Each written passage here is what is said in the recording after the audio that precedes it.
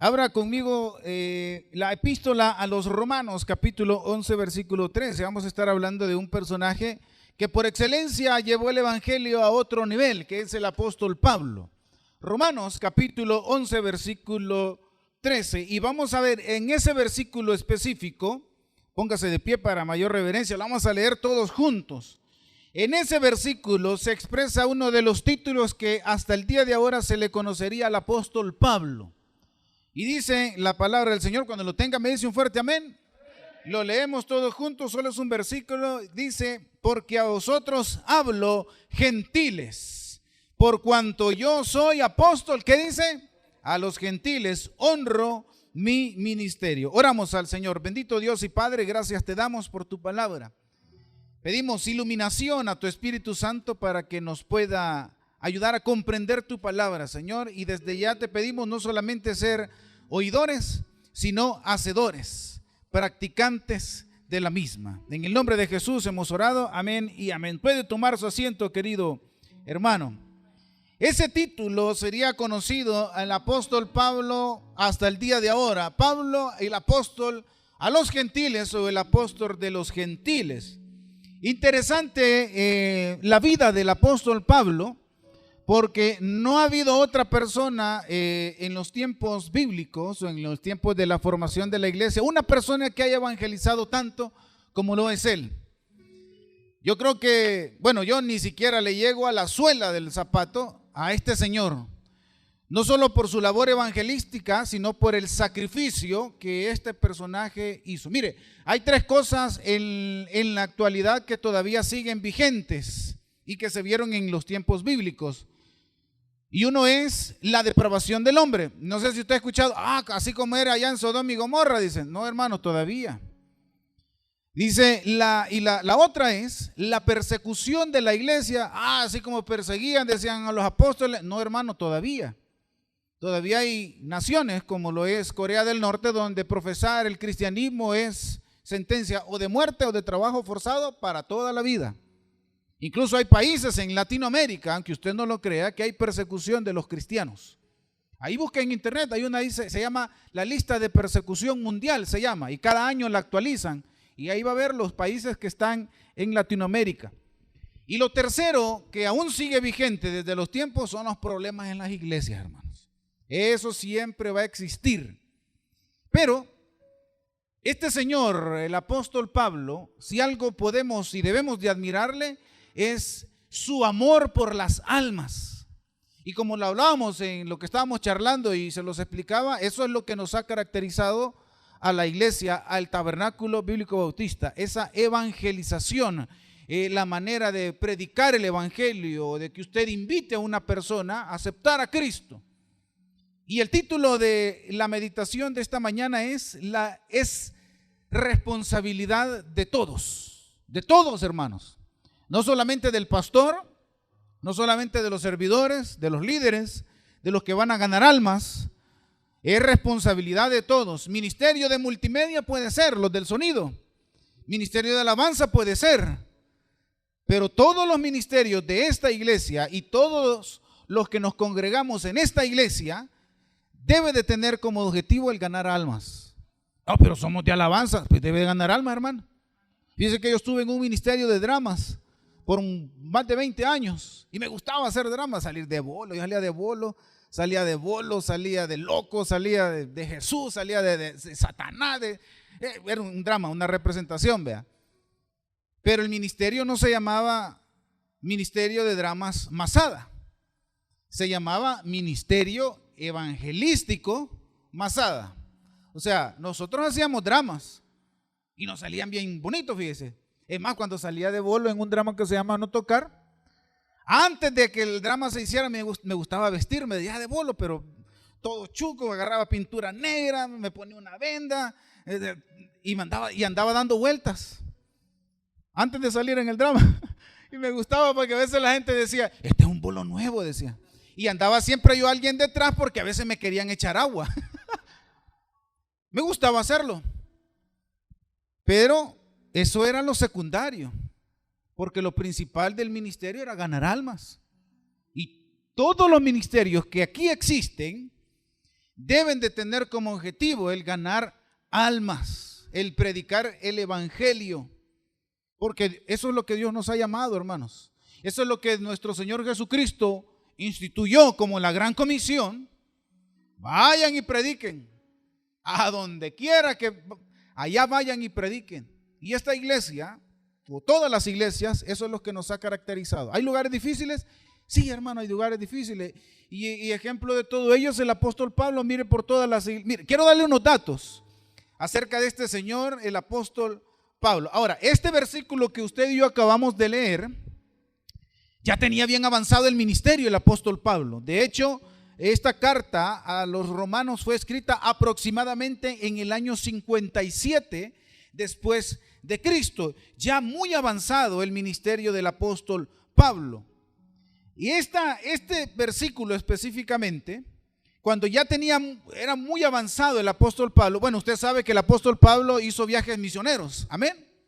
Hizo 3 viajes misioneros. Es más, hasta el cuarto, hasta cuando lo llevaban para ser encarcelado en Roma, lo podemos tomar como un viaje misionero también, hermano, porque en el camino que lo llevaban, hacía sus cartitas, evangelizaba, a los que lo llevaban presos evangelizaba, ya estando encarcelado, armaba las cartitas, mire, y las mandaba. O sea que hasta cuando ya iba a morir, el apóstol Pablo predicaba. Y en todos esos viajes, quiero darle estos datos interesantes para que usted se mida, y yo por eso le digo, yo me mido con este señor y yo digo, ay, ¿cuánto me falta? Y yo creo que me voy a morir y no voy a hacer ni el 1% de lo que este señor hizo. Mire, en su primer viaje misionero aproximadamente, este señor recorrió a pie 1000 kilómetros. Aquí no estoy tomando en cuenta los viajes que hizo por barco. Solo estoy, cuando ya estaba en tierra, aproximadamente el recorrido que este señor hizo. En su primer viaje, vaya haciendo la sumatoria, 1000 kilómetros. En su segundo viaje misionero, que fue el más largo, y ahí es donde fundó la iglesia de Corinto, una iglesia bien complicada, recorrió más de 1900 kilómetros, nuevamente hago la aclaración, a pie. 1900 kilómetros aproximadamente a pie. No dudo que en algunos de esos viajes pues le dieron un surray ahí, ¿verdad? En una carretilla o se subió en un caballito, pero recorrió esa distancia. En su tercer viaje misionero, que ya fue como supervisando más las iglesias que ya había fundado, recorrió aproximadamente 1700 kilómetros y nuevamente lo digo, a pie. Ya sumó ahí cuántos kilómetros aproximadamente recorrió el apóstol Pablo. Esto solo haciendo la sumatoria de todas las distancias. ¿Cuánto?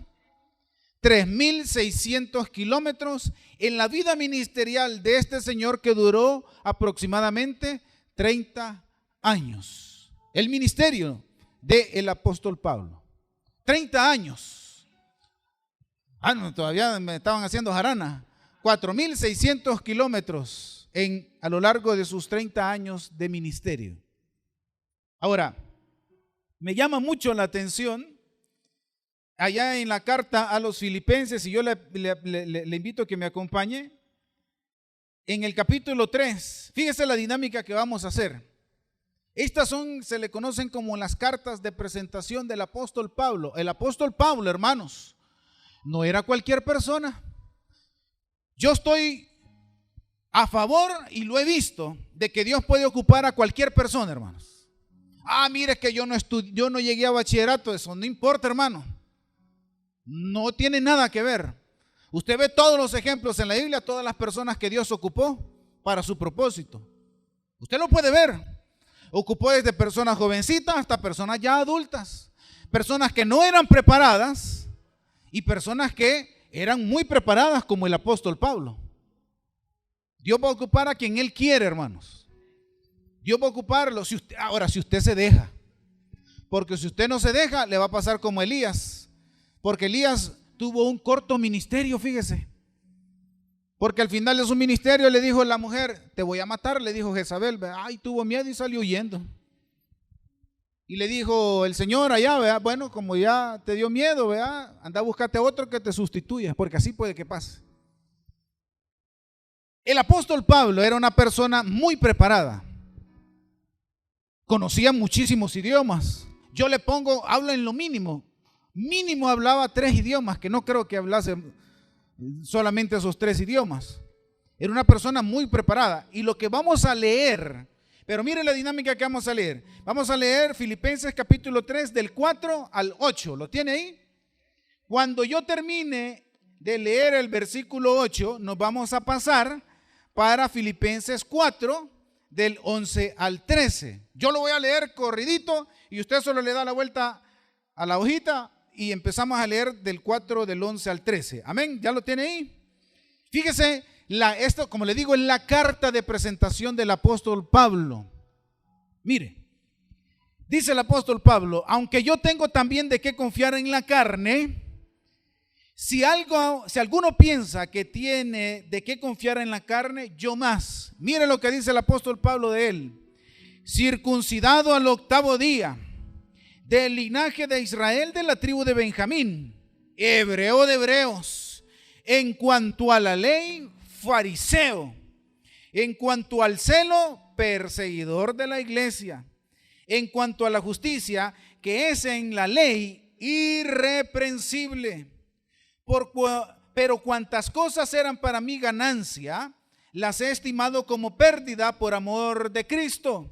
Y ciertamente aún estimo todas las cosas como pérdida por la excelencia del conocimiento de Cristo Jesús, mi Señor, por amor del cual lo he perdido todo y lo tengo por basura por ganar a Cristo.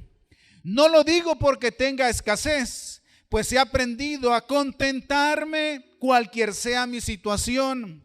Sé vivir humildemente y sé tener abundancia. En todo y por todo estoy enseñado, así para estar saciado como para tener hambre, así para tener abundancia como para padecer necesidad.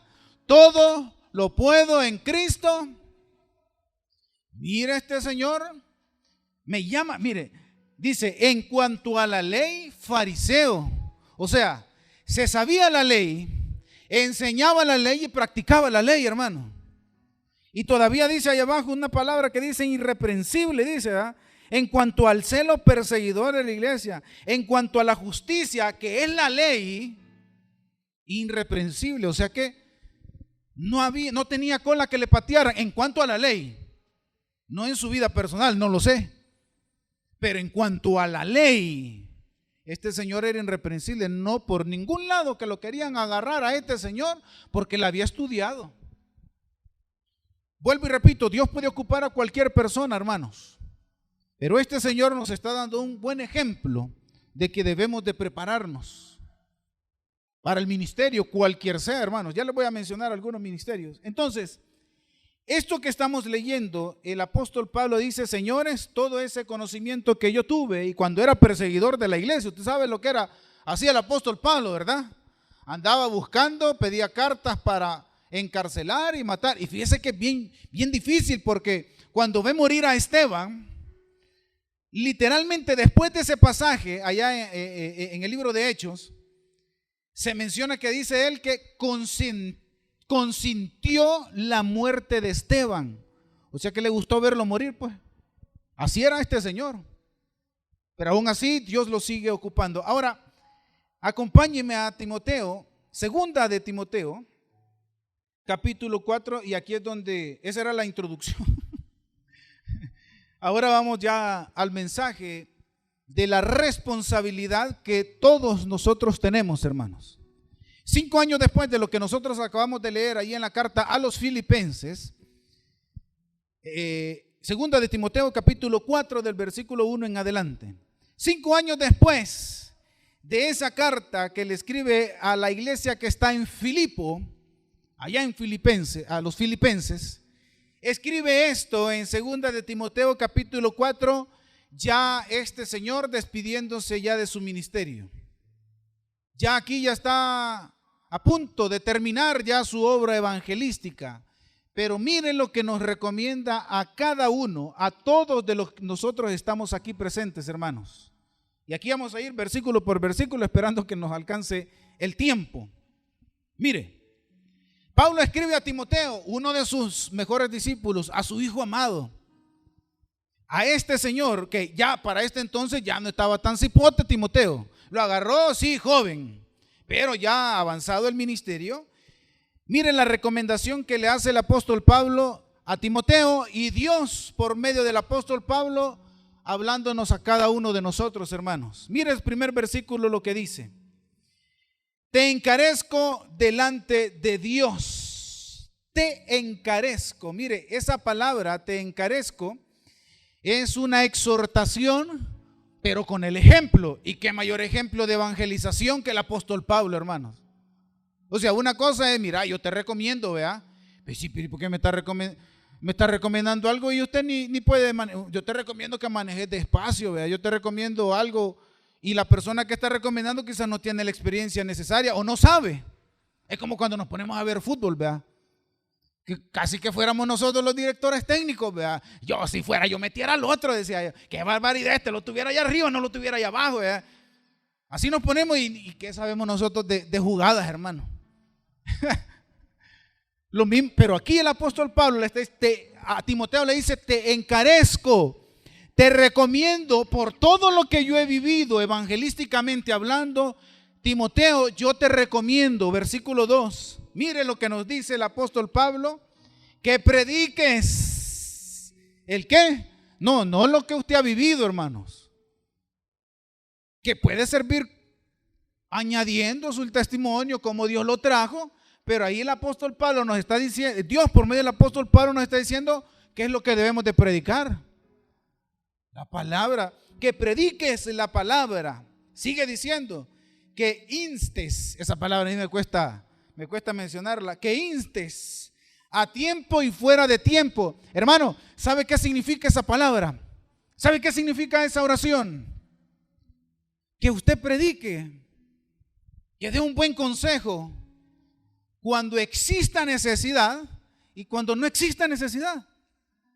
Cuando usted esté mal económicamente, está envuelto en problemas, tiene dificultades, pero también cuando no tenga problemas, hermano. En pocas palabras, en todo tiempo nosotros necesitamos de Dios. No solamente, yo hace poquito les dije a los hermanos de Amaneciendo con Dios y el culto de las 3, hermano, ore, confíe, crea, ame a Dios. No por lo que le va a dar, sino por lo que ya hizo, hermano. Sino por el pago que nuestro Señor Jesucristo ya hizo y que usted y yo, óigame bien, hermano, merecíamos pagar. Pero Dios nos justificó, ¿verdad? Y la justificación significa que es el acto divino de Dios en declarar justa a una persona que era culpable, hermano. Por nuestra naturaleza de pecado, nosotros necesitábamos pagar, teníamos que pagar, pero Dios tuvo misericordia de nosotros por medio de su Hijo Jesucristo. En todo momento, no por lo que Dios le pueda dar, usted debería estar aquí, sino por lo que ya hizo en su vida. Hermano, ya lo salvó, ya lo redimió, ya lo justificó, ya lo santificó, ya lo apartó para Él. ¿Qué más quiere, hermano? Pero sigue diciendo, hermano, aquí la recomendación sigue. Redarguye, y esta palabra redarguir es bien importante e interesante que la diga el apóstol Pablo, porque redarguir es corregir con un muy buen argumento. Es decir, que usted lo que vaya a hablar de la palabra de Dios tiene que estar fundamentado ahí, tiene que estudiarla. Por eso es que es importante que venga a los cultos, hermano. Porque aquí no va a escuchar lo que el pastor Michael va a decir. Nosotros, él, su servidor y todos los demás que aquí predican, nosotros somos simple instrumentos, como lo dice también el apóstol Pablo en la carta a los Corintios. Nosotros solo somos el medio, hermanos. Porque somos profetas, pero no profetas aquellos como que se ponen a hablar tonteras, sino somos los voceros que recibimos el mensaje de parte de Dios y nosotros solo se lo facilitamos. Pero usted lo que viene a escuchar es palabra de Dios. Hermano, levante su Biblia. Quiero que levante su Biblia. Me encanta hacer esto siempre. Levante su Biblia, hermano. Los que la han traído y los que andan en el teléfono también, no hay ningún problema, hermano. La tecnología ha avanzado. Quiero que repita de mí estas palabras, así con la Biblia en alto. Este libro no contiene la palabra de Dios. Ok, oiga lo que está diciendo. Este libro no contiene la palabra de Dios. Hágale así, hágale así. Este libro no contiene la palabra de Dios. Es la palabra de Dios, hermano. Es la palabra de Dios. Ese libro no justifica la existencia de Dios, ya la da por sentada, hermanos. ¿Por qué? ¿Por qué tiene que justificarlo si ya la da por sentada, hermano? De ese libro, de ahí es donde usted se debe de nutrir. Ahora sí, cuando usted ya vaya a hablar de Dios, tenga ese conocimiento. Sigue dando las recomendaciones, mire. Reprende. Bueno, aquí ya reprender si ya es amonestar, vea. Y sigue diciendo, exhorta. Pero no solamente exhortar, porque ojo, las dos condicionales que hace después. ¿Exhorta con qué? Con paciencia y con doctrina. Ayude al hermano que está necesitado, que tiene problemas, que cayó, hermano, que fracasó, que se equivocó y metió las patas, como decimos. No está en nosotros juzgarlo, está en usted, como amigo, como hermano en Cristo, ayudarle a levantar con toda paciencia y doctrina, hermano. Esa es la labor del cristiano, esa es la labor de la iglesia. Por eso le estoy diciendo que yo quiero que ese pensamiento sea un mito, sea algo de ciencia ficción, que cuando nosotros nos decían que nosotros cuando vemos al caído nos reímos, hacemos leña de ese árbol, como dice Funky, ¿verdad? Y lo vemos ahí y en lugar de ayudarle, hermano, eso nos manda Dios, hombre. Y qué mayor ejemplo de amor que nuestro Señor Jesucristo. Y no cuando lo estaban clavando. ¿Qué fue lo que dijo cuando lo estaban clavando, hermanos? ¿Qué dijo? Señor, perdónalo. Y lo estaban clavando, hermanos. Señor, perdónanos. El amor, o la forma en que nosotros debemos de ayudar al necesitado, al que viene por primera vez, al que viene con problemas o sin problemas, hermanos. Por eso el apóstol Pablo dice, a tiempo y fuera de tiempo, con paciencia. Ya va a cambiar, hermano, ya va a arreglarlo, ya lo va a solucionar, y con doctrina, en base a la palabra de Dios. Ahora, sáltese conmigo hasta el versículo 5. Pero tú, miren lo que le está diciendo, recuerde, el apóstol Pablo a Timoteo. Pero tú, aquí es una comparación directamente al vino, fíjese. Cuando una persona anda alcoholizada, es cuando menos piensa, ¿verdad?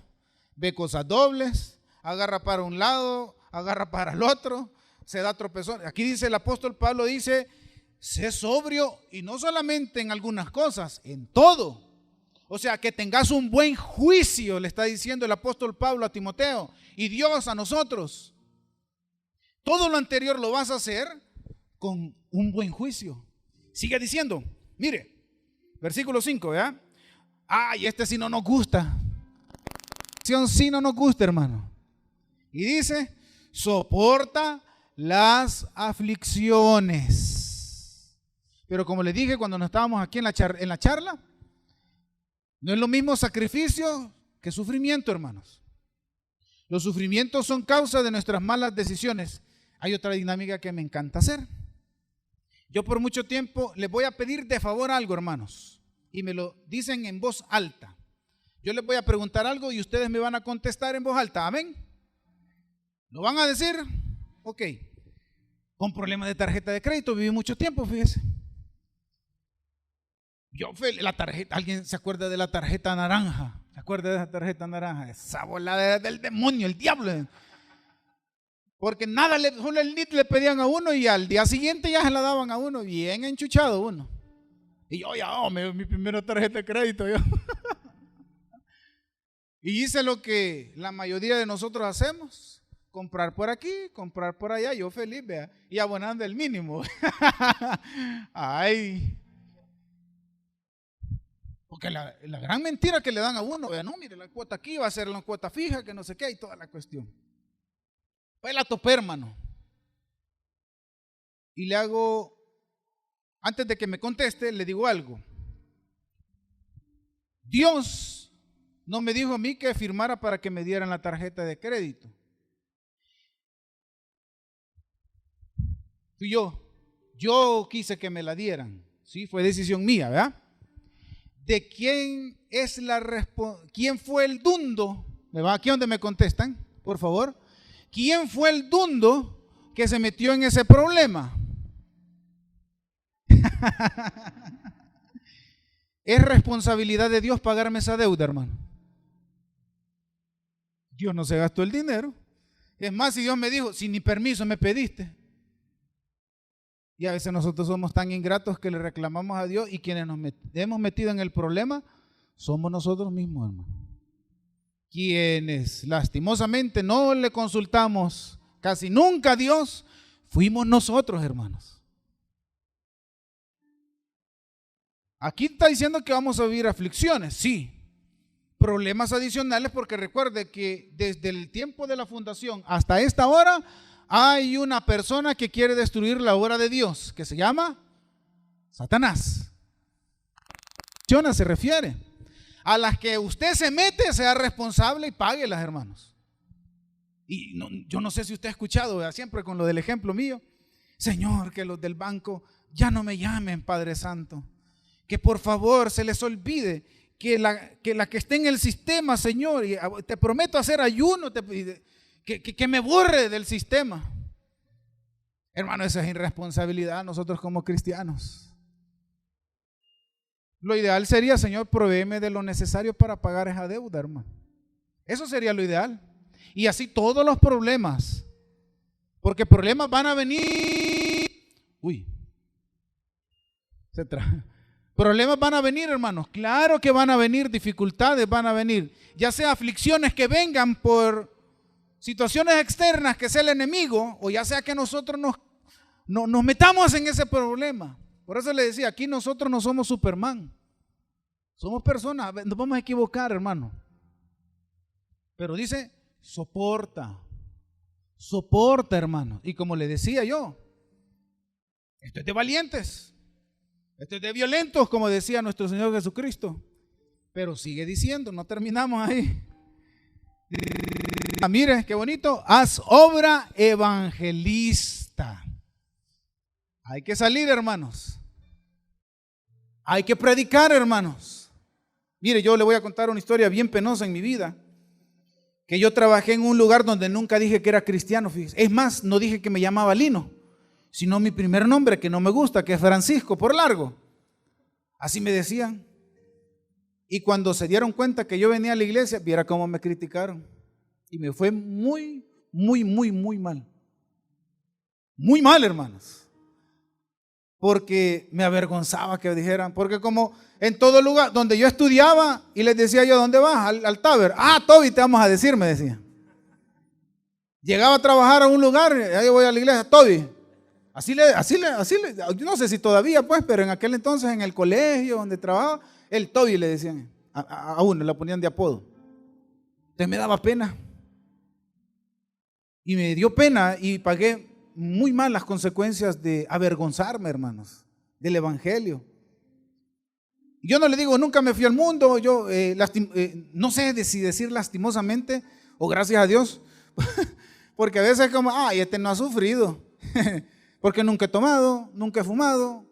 Yo desde mis 11 años que estoy en la iglesia nunca me he ido, siempre he estado metido ahí en la iglesia y nunca ha pasado por mi mente, ya no siento lo mismo.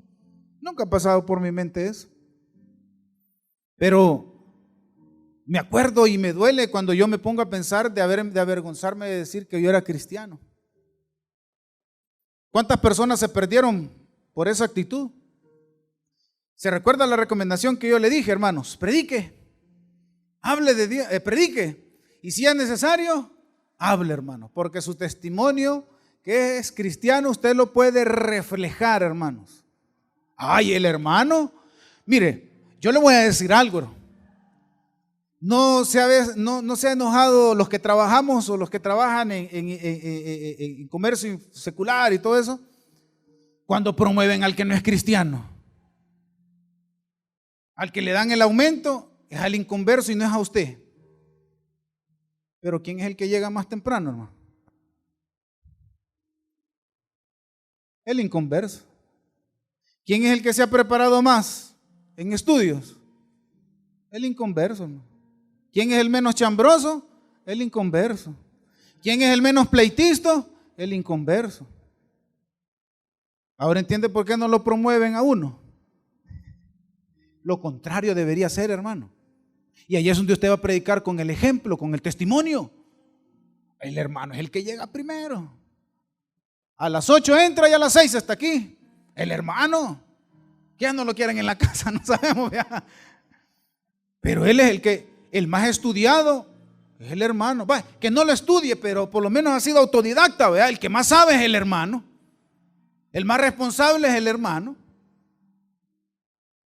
Y ahí, con el ejemplo, usted va a predicar.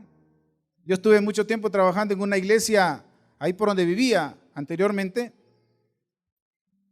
Y hay las diaconisas, y las diaconisas que servían ahí, hermano. Como eran mis vecinas, ya me las podía yo. No estamos transmitiendo. La hermana Margarita, no hay ninguna Margarita aquí. Ay, hermano. Allá en la iglesia, bienvenidos, pasen adelante en la puerta. Ella estaba en la puerta, ella recogía la ofrenda, estaba en la cafetería. ¿En qué no estaba la hermana Margarita? Y en el pasaje, hermano. A los nietos, malditos te van. La diaconisa, espero que no, ¿tiene diaconisas aquí, hermano? Todavía no, amén, va. Ay, hermano. ¿Usted cree que con esa actitud gente iba a venir a los pies? Y es la hermana del Taber y así andaba como las hermanas. Así cruzaditas. Prediquemos con el testimonio, hermanos. Sigue diciendo. Cumple tu ministerio. ¿Cuál ministerio, hermano? Mire, pero es que yo no soy servidor. Yo no estoy activo en Torrefuerte, yo no estoy en el ministerio de alabanza, yo no estoy en sonido, yo no estoy en escuela bíblica. ¿Qué es lo que acabamos de estar hablando, hermanos? De la obra evangelística. Vaya, ese ministerio es involucrándose en la iglesia o no involucrándose en los ministerios de la iglesia, hermano. Ese es el ministerio que todos los que estamos aquí debemos de cumplir. Cumple. El apóstol Pablo dice, cumple tu ministerio, Timoteo. Y Dios nos está diciendo, hermanos, Dios cumpla su ministerio de predicar el evangelio, que es una característica que está dentro del ADN de todas las personas que vienen al Taber.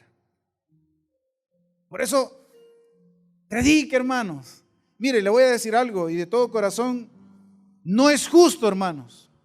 No es justo, en serio, no es justo que solo usted tenga la salvación y su familiar que vive en su propia casa no tenga ese regalo.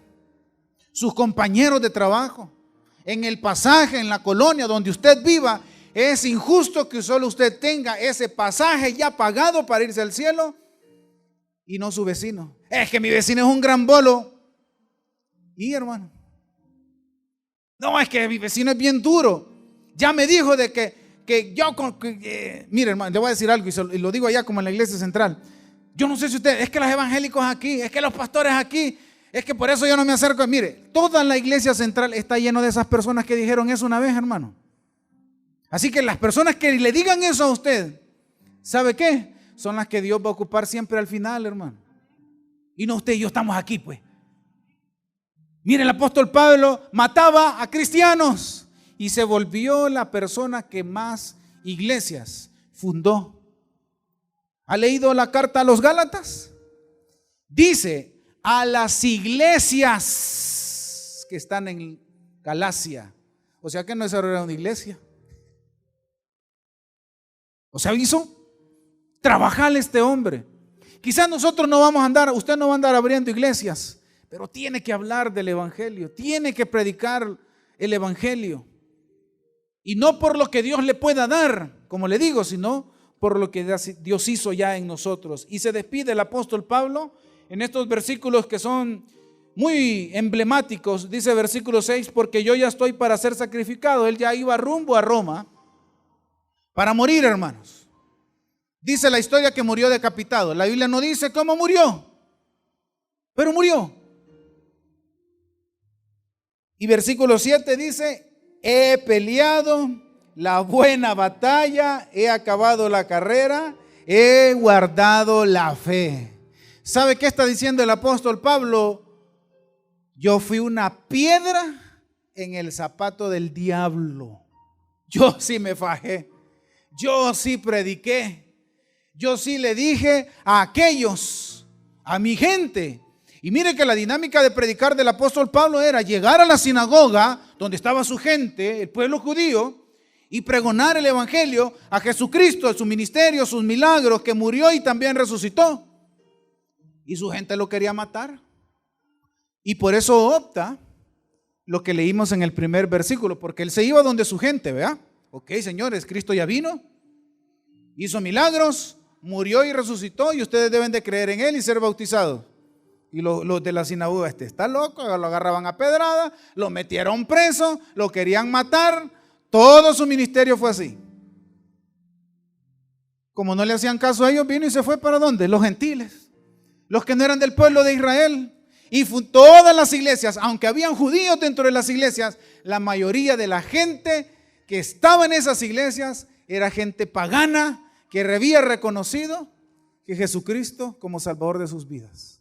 Así que sí, hermano, al bolito ese que todos los días lo ve ahí tirado, a esa familia que lo vive viendo usted, que viven peleados, que no quieren nada de Dios, son los que más necesitan de Dios al final. Y usted debe de ser el instrumento para traerlos a Cristo, hermanos. Como le digo, no es justo, hermanos, que usted ya tenga asegurada su salvación y la gente que usted ve aquí cuando salgan, ellos no.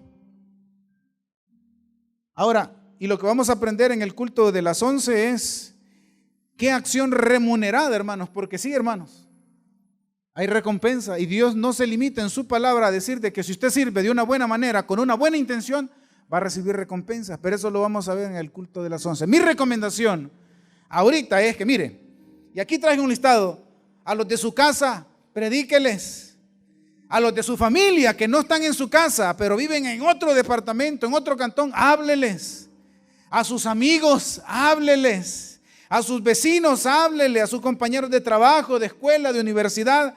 Hay que hablar de lo que Dios ha hecho en nuestras vidas, de lo que Dios hizo por nuestras vidas y lo que va a hacer por nuestras vidas. Amén. ¿Por qué no le da un fuerte aplauso al Señor y oramos, hermano?